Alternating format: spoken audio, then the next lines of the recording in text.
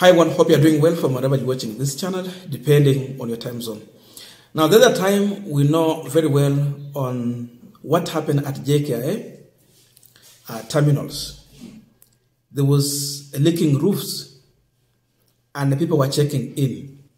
The most embarrassing situation in this country. The main gate of this country, when visitors come, they normally land at JKIA, or be it, come on Mombasa Airport, you talk about Eldoret and whichever. Though we know JKIA is the main gate for this country. So, Kipchumba Murkomen was at the airport and he responded to that question. And in his response, it tells you how careless William Ruto cabinet secretaries are. Because you cannot blame a president who left power 1 year ago on the current situation that we are facing in the country. Because according to Kipchumba Murkomen, he's saying that they found a dilapidated airport when William Ruto took over power. Remember, it is 1 year ago. So is he realizing the other time when we had the rain, or when did he knew this? That is a question. But then on the question of power blackout, not 20 seconds, not 5 minutes, it took more than 20 minutes to restore power. So what's the problem with the changeover? They have a generator backup, but what happened? To that one, he still put a blame on the previous regime. Then you wonder, was it the first time we are having a problem on power backup at JKIA? But again, to expose himself, what happened when he fired the manager in charge of maintenance? Then replaced another one. What happened? So what did they do from there? All this is exposing Kipchumba Murkomen. But above all, Cherargei again is back to expose Murkomen. But first of all, let me quote what he said on matter to do with the leaking roofs. At the start of President William Ruto's administration last year, we found dilapidated infrastructure at our airports.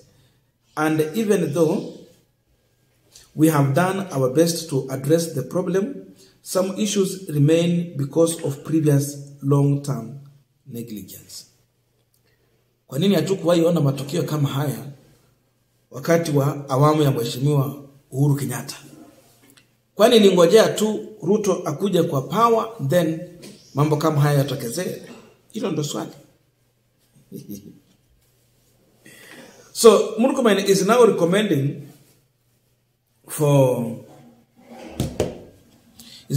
now a team to check on JKIA and Eldoret National Airport. Wilson, not JKIA, is JKIA and JKIA, Wilson and Moi Airport.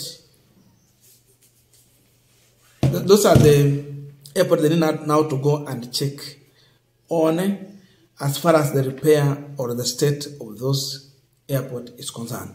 So you see, they wait for a problem to happen, then from there, they now start working. Why can't you cure the disease rather than waiting to treat it? But this is what Cherargei is saying, because Kipchumba Murkomen was supposed to appear before the Senate on the same to answer the question, why do we have this much problem at the airport? If it is not power blackout, it is water leaking. If it's not water leaking, it is harassment of the people who are coming to the country by KRA. All too much problems. He did not appear, and Cherargei is explaining here.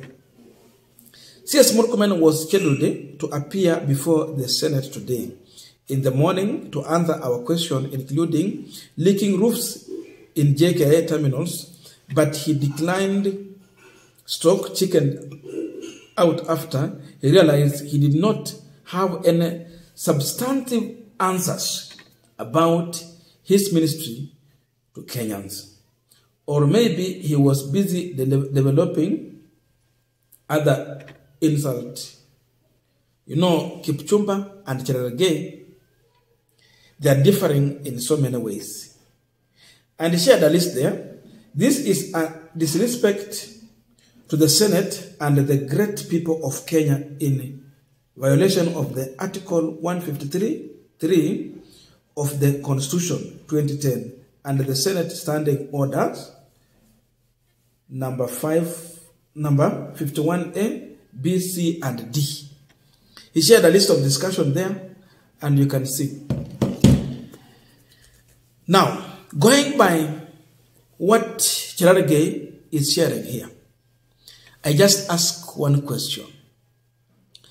If Kipchumba indeed knows that the problem we are facing at JKIA was as a result of negligence by the previous regime, what was hard for him just to walk in the Senate and say the same thing? That alone exposes him. We are continuing this particular discussion, but just a quick request for those who are watching and you have not subscribed, please consider subscribing. To our returning subscribers, I must say thank you so much. And again to all our viewers, please give this video a thumbs up. Thank you so much, and back to this discussion.